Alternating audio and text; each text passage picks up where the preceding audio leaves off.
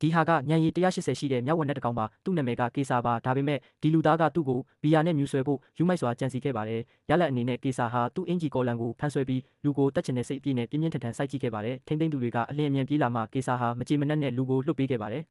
ဒါပေမဲ့သူတို့မသိခဲ့တာကကေစာဟာလူကိုဆုံးမဖို့လုပ်တာမဟုတ်ပဲသူ့အိတ်ထဲကဓာတ်ကိုခိုးယူဖို့လုပ်ခဲ့တာပါညဘက်လူချေတိတ်တဲ့အခါကေစာဟာဓာတ်သေးလေးကိုတစ်သားချောင်းတစ်ချောင်းမှချီပြီးအဲ့ဒီချောင်းကိုလှောင်အိမ်စီတိတ်တိတ်လေးမြင့်တင်ကဓာတ်ကိုတုံးပြီးတကားတော့ကိုအလွယ်တကူဖွင့်ခဲ့ပါတယ်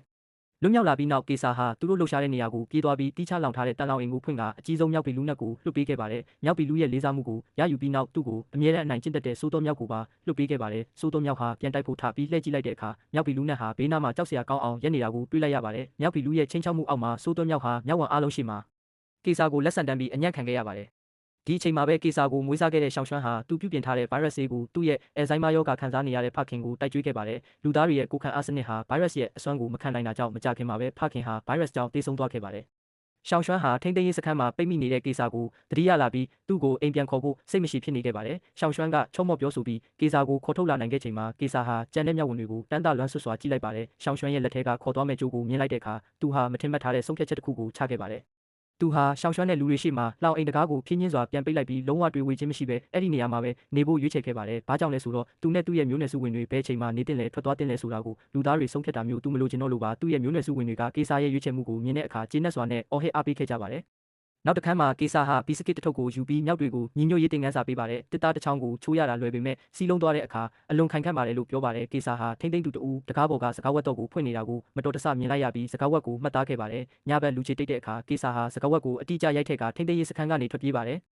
ညာရင်းချင်းရှောင်းရွှဲရဲ့အိမ်ကိုခိုးဝင်ပြီးရေခဲတတာတွေကတင်ထားတဲ့ပြုပြင်ထားတဲ့ဗိုင်းရပ်စ်အားလုံးကိုယူပြီးထိမ့်သိမ်းရေးစခန်းကိုပြန်ယူလာခဲ့ပါတယ်။မြောက်တွေအိမ်နေတော့မှဗိုင်းရပ်စ်ကိုလွှတ်ထုတ်ပေးလိုက်ပါတယ်။နောက်တစ်ညမှာကေစာဟာမြောက်တွေရဲ့ပြောင်းလဲမှုကိုစစ်ဆေးပါတယ်။မြောက်တိုင်းရဲ့မျက်လုံးတငယ်အိမ်တွေကအစိမ်းရောင်ပြောင်းသွားတာကိုတွေ့ရပြီးကေစာရဲ့မျက်လုံးတငယ်အိမ်ဟာပိုပြီးတောက်ပတဲ့အစိမ်းရောင်ဖြစ်လာခဲ့ပါတယ်။ထိမ့်သိမ်းရေးစခန်းရဲ့ညွှန်ကြားရေးမှူးကပုံမှန်ဆိုရန်ရှာနေတတ်တဲ့မြောက်တွေဟာစီကန်းတကျစုဝေးနေတာကိုတွေ့လိုက်ရပေမဲ့တိတ်လေးထားခြင်းမရှိခဲ့ပါဘူး။ညဘက်မှာကေစာတကောင်လဲလှောင်အိမ်ပြင်မှာရက်နေတာကိုထိမ့်သိမ့်သူကမြင်လိုက်ရပြီးလျှက်စစ်တုံနဲ့ထိမ့်သိမ့်ဖို့ရှေ့တိုးလာချိန်မှာကေစာဟာထိမ့်သိမ့်သူရဲ့လျှက်စစ်တုံကိုဓာတ်ရိုက်ဆုပ်ကင်လိုက်ပါတယ်။အဲ့ဒီနောက်ကေစာဟာရုတ်တရက်ပါဇက်ကစကားပြောလိမ့်မယ်လို့ဘယ်သူမှမထင်ခဲ့ကြပါဘူး။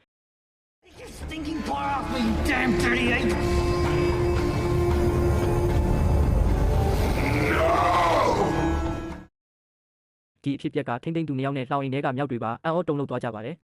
ကေစာဟာထိမ့်သိမ့်သူကိုလက်သီးနဲ့ထိုးလဲချပြီးလှောင်အိမ်ထဲပိတ်လိုက်ပါတယ်။သူ့မျိုးနွယ်ဝင်တွေကိုပြန်လွှတ်ပေးလိုက်တဲ့အခါနောက်ထိမ့်သိမ့်သူတူကမတော်တဆချော်လဲပြီးလွတ်လာတဲ့မြောက်တွေရဲ့ဝိုင်းဝန်းတိုက်ခိုက်ခြင်းကိုခံရပါတယ်။ကေစာဟာတေးလူနီးပါးဖြစ်နေတဲ့ထိမ့်သိမ့်သူကိုကဲတင်ပြီးလှောင်အိမ်ထဲထည့်လိုက်ပါတယ်။ဒါပေမဲ့စိတ်နေစိတ်ထားမမှန်တဲ့ထိမ့်သိမ့်သူဟာလှောင်အိမ်ထဲကရုတ်တရက်ထွက်လာပြီးကျမ်းပြင်ပေါ်ကလျှက်စစ်တုပ်ကိုကောက်ယူကာကေစာစီပြေးလာခဲ့ပါတယ်။ကေစာကမြေပြင်ပေါ်ကဖီအားမြင့်ရေပိုက်ကိုကောက်ယူလိုက်ရာမတော်တဆထိမ့်သိမ့်သူကိုရှော့ရိုက်မိပြီးတိတ်ဆုံးစေခဲ့ပါတယ်။ထို့နောက်ကေစာရဲ့ဥဆောင်မှုအောက်မှာမြောက်တွေဟာလှုပ်ရှားဆောင်တဲ့ကတောင်တန်းအတူကိုတက်ရောက်ကြပြီးထိမ့်သိမ်းရေးစခန်းရဲ့မှန်မိုးကိုဖောက်ထွက်ခဲ့ပါတယ်။သူတို့ဟာမြို့လေခေါင်စီတို့အင်အားလုံးရင်းနဲ့ပြေးထွက်ခဲ့ကြပါတယ်။